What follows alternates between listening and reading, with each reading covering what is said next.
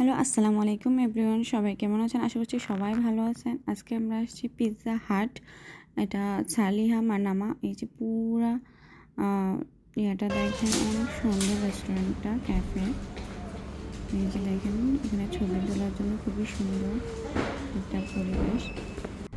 আমরা অর্ডার করেছিলাম pasta, pizza, একটা পেরি পেরি পিৎজা আর একটা হচ্ছে normal pizza.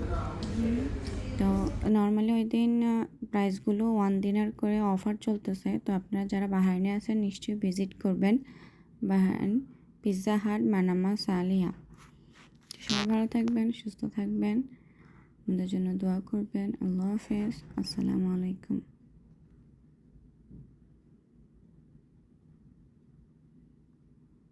Thank you for watching. আল্লাহ হাফেজ।